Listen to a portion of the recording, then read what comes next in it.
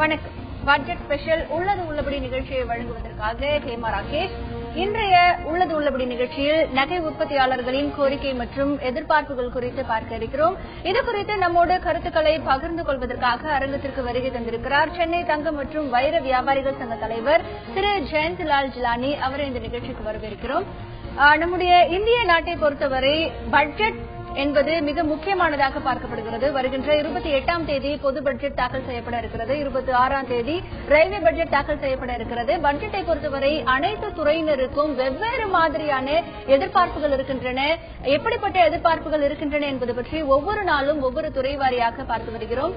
அந்த வகையில் இன்று தங்கம் இறக்குமதிக்கு என்ன மாதிரியான எதிர்பார்ப்புகள் இருக்கின்றன என்பது பற்றி பார்க்க இருக்கிறோம். தங்கம் இறக்குமதியை பொறுத்தவரை தற்பொழுது வரிகள் அதிகமாக இருக்கின்றன. ஆகையால் அந்த இறக்குமதி வரியை குறைக்க வேண்டும் என்கின்ற ஒரு எதிர்பார்ப்பு தங்க நகை உற்பத்தியாளர்கள் மத்தியில் இருக்கிறது. மேலும் இந்த தங்க நகை இறக்குமதி மீதான வரிகள் என்பது எப்படி பார்க்கப்படுகிறது, மேலும் அவர்களுக்கு இருக்கக்கூடிய பிரச்சனைகள் என்ன, இந்த பட்ஜெட் கூட்டத்தொடரின் பொழுது அவர்கள் வைக்கக்கூடிய கோரிக்கைகள், அவர்களின் எதிர்பார்ப்புகள் என்ன என்பது பற்றிதான் இன்றைய பட்ஜெட் ஸ்பெஷல் நிகழ்ச்சியில் பார்க்க இருக்கிறோம். முதலில் இது பற்றிய ஒரு தொகுப்பை பார்க்கலாம்.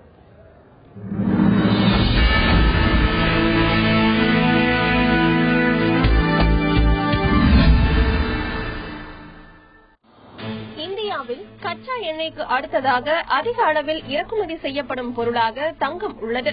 ஆண்டிற்கு 700 டன் முதல் 1500 டன் வரை தங்கம் இறக்குமதி செய்யப்படுகிறது. அதேபோல் இந்தியாவிலிருந்து அமெரிக்கா, ஐரோப்பா, ஆஸ்திரேலியா, சிங்கப்பூர், தாய்லாந்து, துபாய் உள்ளிட்ட நாடுகளுக்கு ஆபரணங்கள் அதிகமாக ஏற்றுமதி செய்யப்படுகிறது. தங்க நகைகள் ஏற்றுமதியில் சீனாவுக்கு அடுத்தபடியாக இந்தியா 2வது இடத்தை வகித்து வருகிறது. கடந்த நிதியாண்டில் 2,30,000 கோடி ரூபாய்க்கு தங்க நகைகள் ஏற்றுமதி செய்யப்பட்டுள்ளது. நகை உற்பத்தியில் தென்னிந்தியாவில் மட்டும் சுமார் 5 லட்சம் பேர் நேரடியாக ஈடுபட்டுள்ளனர்.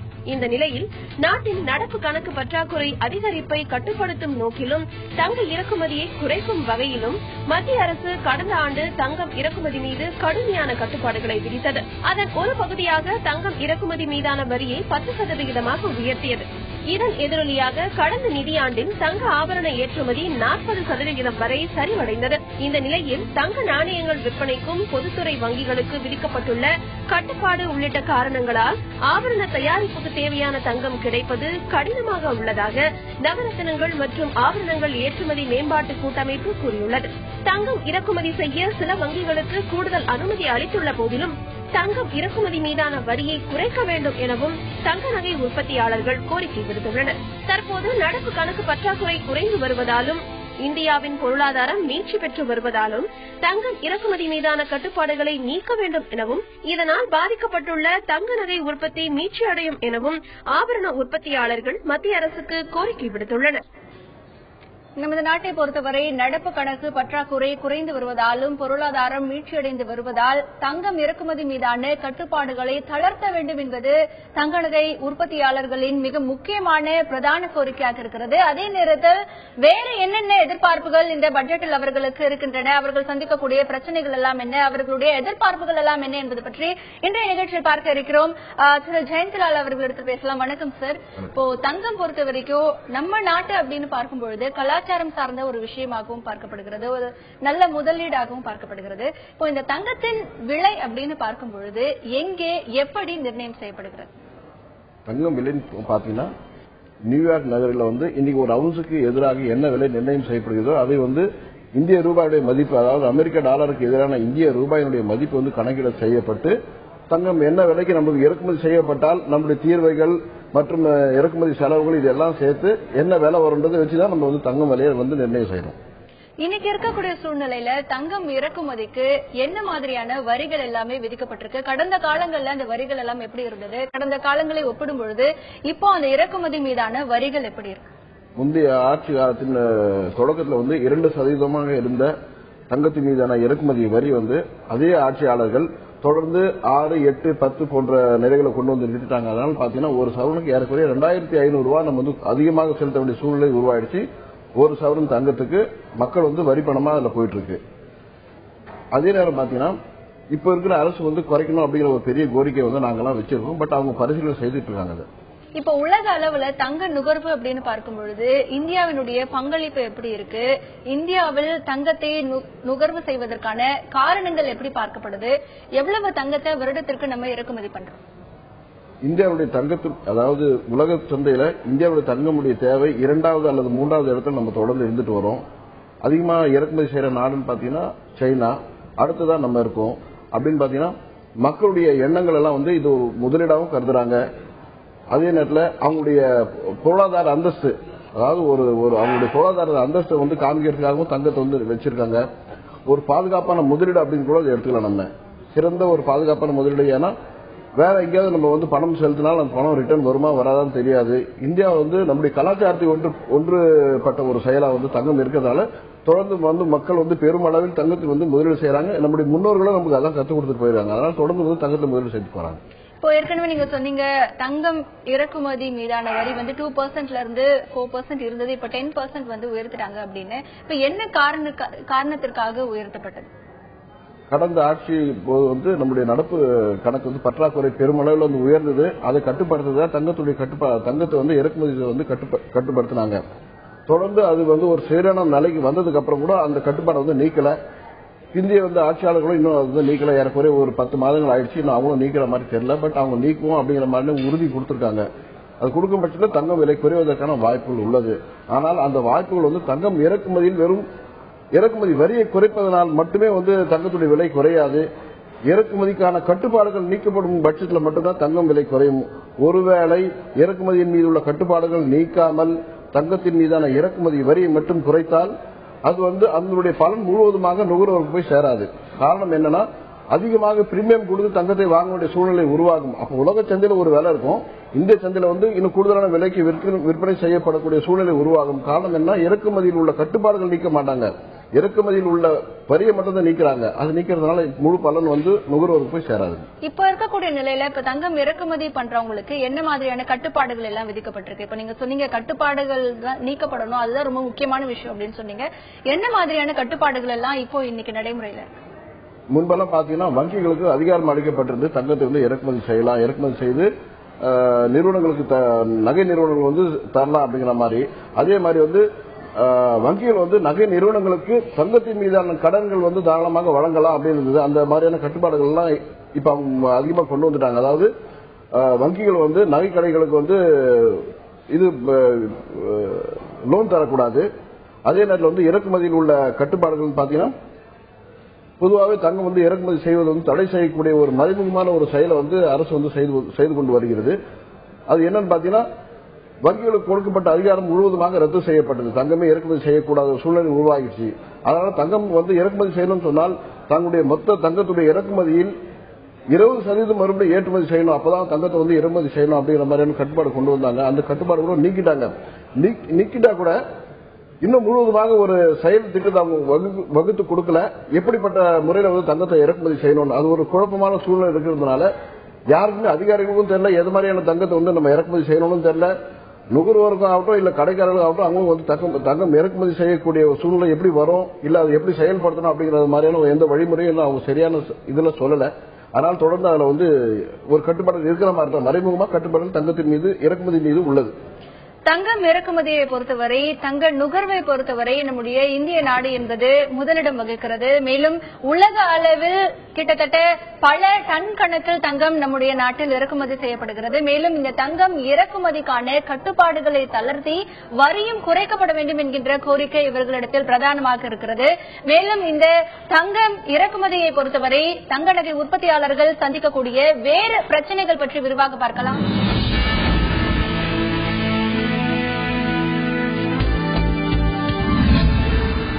ஒவ்வொரு நாளும் துறை வாரியான எதிர்பார்ப்புகள் பற்றி விரிவாக பேசிக் கொண்டிருக்கிறோம். இன்றைய நிகழ்ச்சியில் தங்கம் இறக்குமதி மீதான வரிகள் குறைக்கப்படுமா, அந்த கட்டுப்பாடுகள் தளர்த்தப்படுமா, தங்க நகை உற்பத்தியாளர்களுக்கு இருக்கக்கூடிய பிரச்சனைகள் பற்றி பார்த்துக் கொண்டிருக்கிறோம்.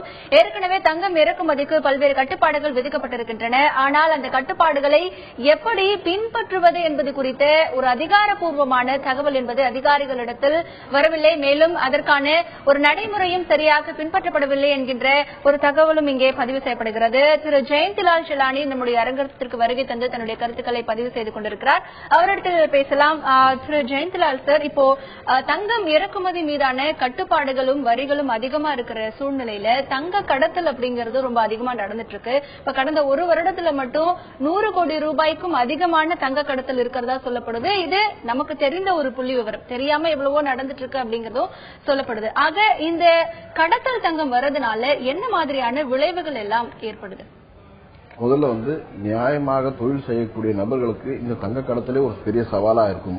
காரணம் என்னன்னா, நியாயமான முறையில் தங்கம் வங்கிகள் மூலமாக பெறப்பட்டு அதை விற்பனை செய்யும் போது அதற்குண்டான எல்லா வரியும் செலுத்தப்பட்டு பின்பு விற்பனை செய்யப்படுகிறது. அதனால அவங்க குறைந்த விலைக்கு விற்பதற்கு சாத்தியமே இல்லை. ஆனால் கடத்தல் மூலமாக வரக்கூடிய தங்கம் சந்தையில் குறைவான விலைக்கு விற்பனை செய்யப்படுகிறது. அதை சில நுகர்வோர்களாகட்டும் சில கடைக்காரர்கள் அதை வாங்கி குறைவான விலைக்கு விற்பனை செய்யும் போது தொழில் ஒரு போட்டி உருவாகிறது. நியாயமாக தொழில் செய்யக்கூடியவர்களுக்கு வாய்ப்பு குறைவாகவும், அதே நேரத்தில் கடத்தல் தங்கம் மூலமாக விற்பனை செய்வர்களுக்கு வாய்ப்பு அதிகமாகவும் கணக்கு செய்யப்படுகிறது. ஏன்னா அவங்க லாபம் அதிகம், குறைவான விலைக்கு வாங்கி அவங்க போட்டியாளர்களாக உருவாகி பெரிய பெரிய விளம்பரங்களுக்கு கொடுத்து குறைவான விலைக்கு தங்கம் விற்பனை செய்து கொண்டிருக்கிறார்கள். அப்படிப்பட்ட ஒரு சூழ்நிலையில் நியாயமான பொருள் செய்வர்களுக்கு ஒரு பெரிய சவாலாகவே இது இருந்து கொண்டு வருகிறது கடத்தல் தங்கம். இப்போ இந்த கடத்தல் தங்கத்தை தடுக்கணும் அப்படின்னா மத்திய அரசு என்ன மாதிரியான நடவடிக்கைகள் எடுக்கணும், என்ன மாதிரியான கொள்கை முடிவுகளை எடுக்கணும்? அதாவது கடத்தல் தங்கம் அப்படின்னு சொல்லி பாத்தீங்கன்னா கடந்த ஒரு 3 வருடங்களாக தான் கடத்தல் தங்கமே உருவாகி இருக்கு. 2012 முதல் தொடங்கப்பட்ட இந்த கடத்தல் தங்கம் இன்று வரை தொடர்ந்து நடைபெற்றுக் கொண்டு வருகிறது. காரணம் என்னன்னா, உலக சந்தையை விட இந்தியாவுடைய சந்தையில் அதிகமான விலைக்கு தங்கம் விற்பனை செய்யப்படுகிறது. அதற்கு காரணம் அதன் மீது உள்ள இறக்குமதி வரி அதிகமான பட்சத்தில் இருக்கிறதுனால மட்டும்தான். அதை ஓரளவுக்கு குறைக்கும் பட்சத்தில் கடத்தல் தங்கம் பெருமளவில் குறையும். ரெண்டாவது பாத்தீங்கன்னா கடத்தல் தங்கம் மூலமாக அரசுக்கு ஒரு பெரிய பொருளாதாரத்துக்கு ஒரு பெரிய சவாலாக இருக்கிறது. ஏனால் முறையற்ற பணம் பரிமாற்றம் ஒரு பக்கத்தில் தடுத்து நிறுத்துறோம், அதே பக்கத்தில் அது ஊக்குவிக்கும் வகையாக தங்கத்தின் மீதான வரியை நம்ம அதிகரித்திருக்கோம். அதன் மூலமா கடத்தல் அதிகமாக வருகிறது. கடத்தல் அதிகமாக வரும்போது முறையற்ற பணம் உள்ளே வருகிறது. அது இந்திய பொருளாதாரத்தை பாதிக்கக்கூடிய ஒரு செயலாக கூட கருதப்படுகிறது. கடத்தல் தங்கம் முழுவதுமாக நிறுத்தப்பட வேண்டும் எனால் இறக்குமதிக்கான வரியை பெருமளவில் குறைக்கும் பட்சத்தில் மட்டும்தான் நடக்கும். அதாவது உலக சந்தையில் என்ன விலை தங்கம் விற்பனை செய்யப்படுகிறதோ அதே விலைக்கு இந்திய சந்தையில் விற்பனை செய்யப்பட்டால் கடத்தி கொண்டு வருபவர்களுக்கு எந்த ஆதாயமும் சாத்தியக்கூறுகள் எப்படி இருக்கு அப்படின்னு நினைக்கிறீங்க? இல்ல, 2012க்கு முன்பாக பாத்தீங்கன்னா கடத்தல் தங்கம் அப்படிங்கிற ஒரு செய்தியை நீங்க பார்த்திருக்க முடியாது, செய்தித்தாள்களாகட்டும் இல்ல டிவியில் ஆகட்டும். இப்ப பாத்தீங்கன்னா தினம் தினம் ஒரு பெரிய ஒரு செய்தியாகவே அது வருகிறது. காரணம் என்னன்னா, உலக சந்தையில என்ன விலை விற்பனை செய்யப்படுதோ அதை விட அதிகமாக 10-12% இந்திய சந்தையில் அதிகமாக தங்கம் விலை விற்பனை செய்யப்படுகிறது. அது என்ன காரணம் சொன்னால் இறக்குமதி வரி அதிகமாக இங்கு விதிக்கப்படுகிறது. வேற எந்த நாட்டிலும் இல்லாத அளவுக்கு இங்க அதிகமாக வரி இருக்கு. அதை நீக்கும் பட்சத்தில் கடத்தல் தங்கம் முழுவதுமாக தடுத்து நிறுத்தப்படும். இப்போ இந்த பட்ஜெட்ல விலை உயர்ந்த கற்கள் மற்றும் ஆபரணத்துறைக்கு என்ன மாதிரியான சலுகைகள்லாம் எதிர்பார்க்கறீங்க? ஏன்னா ஏற்கனவே கடந்த மாதம் ஒரு நிகழ்ச்சியில வர்த்தக மற்றும் தொழில்துறை அமைச்சர் நிர்மலா சீதாராமன் சொல்லிருக்காங்க, இந்த பட்ஜெட்ல ஒரு சில சலுகைகள் கிடைக்கும் அப்படின்னு சொல்லிருக்காங்க. என்ன மாதிரியான சலுகைகளை நீங்க எதிர்பார்க்கறீங்க? முதல்ல இறக்குமதி வரியை 2% குறைக்க வேண்டும். ஏற்கனவே 2% இருந்தால் அதே அளவுக்கு கொண்டு வரணும். அதே நேரத்தில் தங்கம் இறக்குமதியில் உள்ள கட்டுப்பாடுகள் நீக்கப்பட வேண்டும். அதாவது எப்படி தங்கத்தை இறக்குமதி செய்யணும் அப்படிங்கிற மாதிரி எந்தவித ஒரு செயல் திட்டமும் இல்லை. அது மறுபடியும் பழைய முறை வங்கிகள் மூலமாக விற்பனை செய்யப்பட வேண்டும் தங்கம். அப்ப என்ன ஆகும் சொன்னா, வேற தங்கம் விற்பனை செய்யக்கூடிய நிறுவனங்கள் வேற எதுவும் இல்லாத வங்கிகள் மூலம் செய்யப்படும் போது நியாயமான விலையில தங்கம் கிடைக்கும். அதன் மூலமாக நுகர்வோர்களுக்கு சரியான விலையில தங்கம் கிடைக்கும். இப்படிப்பட்ட சூழ்நிலை பண்ணாங்கன்னு சொன்னாலும் கடத்தல் தங்கம் ஒரு பக்கம் குறையும். ஏற்றுமதி ஊக்குவிக்குவதற்கான சில திட்டங்களை அவங்க கொண்டு வரணும். எப்படின்னு பாத்தீங்கன்னா, நம்ம அரசு நடப்பு கணக்கு பற்றாக்குறை நிறைய இருக்கு அப்படின்னு சொல்றாங்க. அதை நீக்கணும்னு சொன்னா ஏற்றுமதி ஊக்குவிக்கணும். ஏற்றுமதி ஊக்குவிக்கணும்னு சொன்னா சில சலுகைகள் அளிக்கப்பட வேண்டும். ஏற்றுமதி செய்யப்பட்டால் உங்களுக்கு வரிகள் கிடையாது அப்படிங்கிற மாதிரி சில சலுகைகள் கொடுக்கும் பட்சத்தில் ஏற்றுமதி அதிகரிக்கும். ஒரு பக்கம் தங்கம் இறக்குமதியின் மூலமாக நம்மளுக்கு நடப்பு கணக்கு பற்றாக்குறை ஏற்பட்டாலும் அதை ஈடு செய்யக்கூடிய ஏற்றுமதியை நம்ம அதிகரிச்சுட்டோம்னு சொன்னா அந்த அளவே வராது. எப்பவுமே தங்கத்தின் மூலமாக நடப்பு கணக்கு பற்றாக்குறை என்பது எப்பவுமே வரக்கூடிய சூழ்நிலை உருவாக பாதுகாக்கலாம். இப்போ நீங்க ஏற்கனவே சொன்னீங்க தங்கம் இறக்குமதிக்கு பல்வேறு கட்டுப்பாடுகள் விதிக்கப்பட்டிருக்கு. ஆனா அந்த கட்டுப்பாடுகளை எப்படி செயல்படுத்தணும் அப்படிங்கறதுக்கான செயல் திட்டங்கள் எதுவும் இல்லை அப்படின்னு சொன்னீங்க. இப்போ இதை வலியுறுத்தி நீங்க அரசு கிட்ட கோரிக்கைகள் ஏதாவது ஏற்கனவே வச்சிருக்கீங்களா? அதற்கு அரசு தரப்பிலிருந்து பதில் ஏதாவது கொடுக்கப்பட்டதா? பிரதம மந்திரியே சந்திச்சு இது தரப்ப நாங்க ஒரு கோரிக்கை வச்சிருக்கோம். மேக் இன் இந்தியால இதற்கு முன்பாக வந்து தங்கம் வந்து சேர்க்கப்படவில்லை. இப்ப 25 துறைகள் கீழே சேர்த்திருக்காங்க. ஆமா, இப்ப சேர்த்திருக்காங்க. அதுக்கு என்ன அவங்க கொடுத்திருக்க உறுதிமொழி என்னன்னா, இந்த தங்கத்தை நீங்க வந்து வெறும் உள்நாட்டில் விற்பனை செய்வது மட்டுமல்லாமல் ஏற்றுமதிக்காகவும் நீங்கள் பயன்படுத்துவீர்கள் என்ற உறுதிமொழி வாங்கி கொண்டுதான் கொடுத்திருக்காங்க. அப்பதான் ஏற்றுமதி செய்யணும் அப்படின்னு சொல்லி உறுதிமொழி வாங்கியிருக்காங்க. நாங்களும் உறுதிமொழி கொடுத்திருக்கோம். அந்த உறுதிமொழியை நடைமுறைப்படுத்தணும்னு சொன்னால் ஏற்றுமதியில் உள்ள சில சலுகைகள் வந்து மற்ற நாடுகள் எப்படி அவங்களுடைய நுகர்வோருக்கு அவங்களுடைய விற்பனையாளருக்கு தராங்களோ அதே மாதிரி கொடுத்தாங்கன்னு சொன்னா ஏற்றுமதி நிறைய நடக்கும். அதன் மூலமாக இந்திய வருவாய் அதிகமாக இருக்கும். அதாவது நடப்பு கணக்கு பற்றாக்குறையில் ஏற்பட்ட பற்றாக்குறையை விட ஏற்றுமதி அதிகமாக இருக்கும் பட்சத்தில் எந்தவித பிரச்சனையும் வராது. இப்போ இந்த விஷயத்துக்காக தான் 80-20 அந்த விதியை கொண்டு வந்தாங்க. இப்போ அது ஃபெயிலியர் அப்படின்னு நீங்க நினைக்கிறீங்களா? ஆமா, நிச்சயமாக. அதாவது அதன் மூலமாக இறக்குமதியை தடுத்து நிறுத்தணும்னு பார்த்தாங்க. அதன் மூலமாக ஒரு சைடுல வந்துட்டு இறக்குமதியை குறைச்சிட்டாங்க தவிர அதே சமயம் அதை விட அதிகமாக கடத்தல் தங்கம் உள்ள வர ஆரம்பிச்சிருது. அதை அவங்களால கட்டுப்படுத்த முடியல. ஏறக்குறைய நீங்க பாத்தீங்கன்னா இந்த ஒரு வருட காலத்தில் 100 கோடி ரூபாய் அளவுக்கு வந்து தங்கத்தை வந்து அவங்க வந்து கண்டுபிடிச்சிருக்காங்க. ஆனா அது நிச்சயமாக அது ஒரு சரியான புள்ளி விவரமே கிடையாது. அது வந்து பிடிக்கப்பட்டதான். இது மாதிரியான 10 மடங்கு, அதாவது 1000 கோடி ரூபாய்க்கும் கூடுதலான தங்கம் வந்து கடத்தல் மூலமாக உள்ளே வந்திருக்கிறது அப்படிங்கறத புள்ளி விவரங்கள் இருக்கு. ஏன்னா அந்த அளவுக்கு பெரிய அளவுல நடமாட்டம் வந்து கடத்தல் தங்கம் இருக்கு.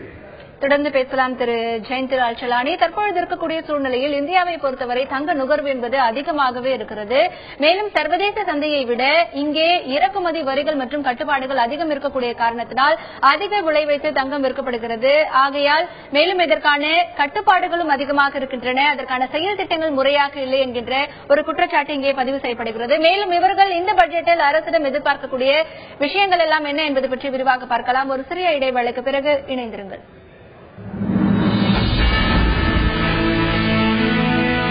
தங்கத்தின் மீதான இறக்குமதி வரி குறைக்கப்படுமா என்பது பற்றி பல்வேறு விரிவான தகவல்களை இந்த பட்ஜெட் ஸ்பெஷல் நிகழ்ச்சியில் பார்த்து வருகிறோம். திரு ஜெயந்திலால் அவர்களிடத்தில் பேசலாம். சார், இப்போ தங்கம் விலை அப்படின்னு பார்த்தா ஏற்ற இறக்கமா தினமுமே வந்து போயிட்டு இருக்கு. இப்போ இந்த தங்கம் இறக்குமதி மீதான வரிகள் வந்து குறைக்கப்பட்டால் தங்கம் விலை குறைவதற்கு வாய்ப்புகள் இருக்கிறதா? தங்கம் விலை வந்து குறைவதற்கான வாய்ப்புகள் உள்ளது. அந்த வாய்ப்புகள் முழுவதுமாக நுகர்வோருக்கு போய் சேரணும் அப்படின்னு சொன்னீங்கன்னா அதான் ஏற்கனவே சொன்ன மாதிரி தங்கம் இறக்குமதி, அதாவது வரியை மட்டும் குறைச்சிட்டா அது ஒரு பெரிய வந்து விஷயமே இல்லை. அதனுடன் தங்கத்தை இறக்குமதி செய்வதற்கான வழிமுறைகளை சேர்த்து சொல்லணும். இப்படி நீங்க வந்து தங்கத்தை இறக்குமதி செய்யணும் அப்படின்னு சொன்னாங்கன்னா மட்டும்தான் அது முழுவதுமாக அந்த நுகர்வோருக்கு போய் அந்த பலன் போய் சேரும். இல்லைன்னு சொன்னீங்கன்னா ஏற்கனவே பிரீமியமா வாங்கக்கூடிய தங்கம் இன்னும் அதே மாதிரி தொடர்ந்து வாங்கிட்டு இருப்பாங்க நகைக்கடைக்காரங்க. இன்னைக்கு என்ன சொன்னீங்கன்னா ஒரு அவுன்ஸ் பாத்தீங்கன்னா ஏறக்குறைய $80 முதல் $150 வரலும் பிரீமியமா அதிகமான காசு கொடுத்து தங்கம் வந்து கொள்முதல் செய்ய வேண்டிய சூழ்நிலை உருவாகி கொண்டிருக்கிறது. அதான் நடைமுறையில் இன்னைக்கு இருக்கு. அது என்ன காரணம்னா தங்கம் இறக்குமதிக்கு எந்தவித ஒரு வழியும் அவங்க சொல்லல. வெறும் வந்துட்டு 80-20 ஒரு இதை வந்து நீக்கிட்டாங்க. இறக்குமதி செய்யலாம் அப்படின்னு. ஆனா எப்படி செய்யலாம், அதுக்கு என்ன நடைமுறைகள், யாரை போய் அப்ரோச் பண்ணணும், யார் மூலியமா தங்கத்தை வந்து உள்நாட்டு கொண்டு வரணும் அப்படிங்கிற எந்த ஒரு செயலும் இல்ல. அதனால இன்னைக்கும் ஒரு குழப்பமான சூழ்நிலை. அதிகமான காசு கொடுத்து தங்கத்தை வந்து கொள்முதல் செய்துட்டு இருக்காங்க நகைக்கடைக்காரர்கள். இப்படிப்பட்ட சூழலில் அதிகமான காசு கொடுக்குறாங்கன்னு சொன்னா அந்த காசு வந்து அந்த பொருளுடைய விலை மேலதான் வரும். அது வந்து நுகர்வோருக்கு போய் முழு பலனும் சேராது. வரியை மட்டும் குறைக்கிறதுனால எந்த பலனும் கிடையாது. தங்கத்தை இறக்குமதி செய்வதற்கான எல்லா வகைகளும் அதுல கொடுக்கும் பட்சத்தில் மட்டும்தான் முழுவதுமாக 100% போய் அந்த பலன் வந்து நுகர்வோருக்கு போய் சேரும். இப்போ கட்டுப்பாடுகள் ஒரு பக்கம் அதிகமா இருக்கு, வரியும் அதிகமா இருக்கு. இதனால தங்க நகை உற்பத்தியாளர்கள் சந்திக்கக்கூடிய பிரச்சனைகள் எல்லாம் என்ன மாதிரியான பாதிப்புகள் அவங்களுக்கு இருக்கு? அதாவது முதல் பாதிப்புன்னு சொன்னீங்கன்னா நீங்க அந்த கேள்வி கேட்கல, இருந்தாலும் நான் சொல்றேன். முதல் பாதிப்பு வந்து தினம் ஒவ்வொரு நாளும் விலை ஏற்றம் இறக்கமாக இருப்பதே வந்து நுகர்வோருக்கு ஆகட்டும் இல்ல விற்பனை செய்யக்கூடிய நகை நிறுவனங்களுக்காகட்டும் பெரிய ஒரு குழப்பமான சூழ்நிலை இருக்கிறது. காரணம் என்னன்னா, நேற்று வராரு ஒருத்தர் ஒரு 5 சவரன் அவர் வாங்குறாரு, 25,000 ரூபாய் அட்வான்ஸ் கொடுத்துட்டு போறாரு. இன்னைக்கு வந்து மீதி பணத்தை கொடுத்துட்டு நகையை வாங்கிட்டு போகும்போது ஒன்னு விலை அதிகமாக இன்று விற்பனை செய்யப்படுகிறது அல்லது குறைந்த விலைக்கு விற்பனை செய்யப்படுகிறது. ஏறக்குறைய ஒரு சவரனுக்கு 200-300 ரூபாய் தினம் ஏற்றம் இறக்கம் இருக்கிறதால நுகர்வோருக்கும் ஒரு குழப்பமான சூழ்நிலை. இன்றைய நாள் வாங்குறது நல்லதா இல்ல நாளைக்கு வாங்குறது நல்லதா இல்ல இன்னும் பொறுத்து இருந்து வாங்கலாமான்னு இப்படிப்பட்ட முதல் ஒரு சூழ்நிலை இருக்கு. ரெண்டாவது பாத்தீங்கன்னா கடைக்காரர்களுக்கு எப்படிப்பட்ட சூழ்நிலை, அதாவது பிரச்சனைகள் எல்லாம் வருதுன்னு சொன்னா தேவையான தங்கம் எப்பப்போ தேவை இருக்கோ அப்பெல்லாம் வாங்க முடியாத ஒரு சூழ்நிலை. வாங்க முடியாத சூழ்நிலை கிடைக்காது. இதுக்கு அப்புறம் பிரீமியம்ல போய் அதிகமான காசு கொடுத்து வாங்குறோம். இது வந்து இன்னைக்கு அதிகமான, அதாவது $80 முதல் $150 வரல வந்துட்டு ஒரு அவுன்ஸ் தங்கத்துக்கு அதிகமாக காசு கொடுக்குறான்னு சொன்னா இன்னைக்கு வந்து $90 சொல்லுவாங்க பிரீமியம். அடுத்த நாள் பாத்தீங்கன்னா $110 சொல்லுவாங்க. ஒரு ஒரு லாபமே இல்லாத ஒரு செயலா வந்து அதாவது தொழிலை வந்து ஈடுபட்டாங்க. அதனால செய்ய வேண்டிய சூழ்நிலை அவங்க செய்துட்டு வராங்க. அது இல்லாத வந்து தொழில் போட்டிகள் வந்து நிறைய இருக்கு. தொழில் போட்டியின் காரணமாக சேதாரம் குறைவு, இல்ல கல்விலை குறைவு, இப்படிப்பட்ட போலியான விளம்பரங்கள்லாம் கொடுத்து நிறைய வந்து பிரச்சனையை உருவாக்கிறதுனால நியாயமான தொழில் செய்யக்கூடியவர்களுக்கு வந்து ஒரு பெரிய சவாலாகவும் இது அமைஞ்சிருக்கு. இப்போ இந்த பட்ஜெட்ல நீங்கள் எதிர்பார்க்கக்கூடிய விஷயங்கள் என்ன? ஒட்டுமொத்த தங்க நகை உற்பத்தியாளர்கள் எதிர்பார்க்கக்கூடிய விஷயங்கள் ஏற்கனவே இருந்த 2% வரியை வந்து நிர்ணயம் செய்ய வேண்டும். ஏற்கனவே வங்கிகள் மூலமாக தங்கம் வந்து விற்பனை செய்யப்பட்டு வந்தது, அது மீண்டும் கொண்டு வர வேண்டும். ஏற்றுமதிக்கான ஒரு பெரிய வாய்ப்பை வந்து உருவாக்கி தர வேண்டும். எப்படி வந்துட்டு ஸ்பெஷல் எக்கனாமிக் ஜோன் சிறப்பு திட்டங்கள் மூலம் அதை வந்து செயல்படுத்தணும். அப்படிங்கிற ஒரு பட்சத்தில் வந்து என்ன ஆகும்னு சொன்னா ஏற்றுமதி அதிகரிக்கணும். அதனால இங்க உள்ள உள்நாட்டில் உள்ள கைவினை கலைஞர்களுக்கு வந்து ஒரு வேலைவாய்ப்புகள் வந்து நிறைய உருவாகும். காரணம் என்னன்னா ஏற்கனவே இந்த தொழில இருக்க நிறைய வந்து கைவினை கலைஞர்கள் அடுத்த வர தலைமுறைக்கு வந்து இந்த தொழில் வந்து உதவாது, அவங்க வந்து வேற தொழிலுக்கு மாற்றணும் அப்படிங்கிற மாதிரி அவங்கள வந்து வேற தொழிலுக்கு வந்து மாத்திட்டு வராங்க. சொந்தமா கூட வந்துட்டு அவங்க வேற தொழிலுக்கு மாறிட்டு இருக்காங்க. இப்படிப்பட்ட ஒரு சூழ்நிலை உருவாச்சுன்னா பிற்காலத்தில் வந்து கைவினை கலைஞர்கள் வந்து நகைகளை உருவாக்கக்கூடிய சிறந்த கலைஞர்கள் வந்து அழிஞ்சு போவாங்க. இந்த கலாச்சாரமே அழியக்கூடிய ஒரு சூழ்நிலை கூட உருவாகும். ஏன்னா நம்முடைய பாரம்பரியமே கலாச்சாரம் மிக்க ஒரு பாரம்பரியம். நகைகள் அப்படின்னு சொல்லி நம்மளுக்கு வந்து முன்னோர்கள் பல ஆயிரம் ஆண்டுகளுக்கு முன்பாகவே நம்ம வந்து நகையை வந்து ஒரு சிறந்த கைவினை கலைஞர்களை கொண்டு உருவாக்கி அதை வந்து போட்டுட்டு வரோம். அப்படிப்பட்ட அதே இது தொடரணும்னு சொன்னீங்கன்னா தொடர்ந்து வந்து அவங்களை ஊக்குவிக்கும் பட்சமாக சில திட்டங்களை வந்து அரசு வந்து அறிவிக்கணும். உங்களுடைய தகவல்களுக்கு நன்றி சார். தங்கம் என்பது இந்திய நாட்டை பொறுத்தவரை சேமிப்பாக மட்டுமில்லாமல் ஒரு கலாச்சார விஷயமாகவும் பார்க்கப்பட்டு வருகிறது. அப்படிப்பட்ட தங்கம் மீதான இறக்குமதி என்று பார்த்தால் இன்றைய நிலையில் அதற்கான கட்டுப்பாடுகள் அதிகமாக இருக்கின்றன. மேலும் அதற்கான வரிகள் அதிகமாக இருக்கிறது. ஆகையால் அந்த வரிகளை குறைத்து 2% உருவாக்க வேண்டும். ஏற்கனவே வங்கிகளில் தங்கத்தை விற்பனை செய்தது போல அந்த நடைமுறையை மீண்டும் செயல்படுத்த வேண்டும். மேலும் தங்கம் ஏற்றுமதிக்கான வாய்ப்புகளை அதற்கான செயல் திட்டங்களை முழுமையாக உருவாக்கி கொடுக்க வேண்டும் என்பதே தங்க நகை உற்பத்தியாளர்களின் ஒட்டுமொத்த எதிர்பார்ப்பாக இருக்கிறது. இந்த நிகழ்ச்சியில் பங்கேற்ற திரு ஜெயந்திலால் ஷிலானி அவர்களுக்கு நன்றி. மீண்டும் ஒரு உள்ளது உள்ளபடி நிகழ்ச்சியில் சந்திக்கலாம். இணைந்திருங்கள்.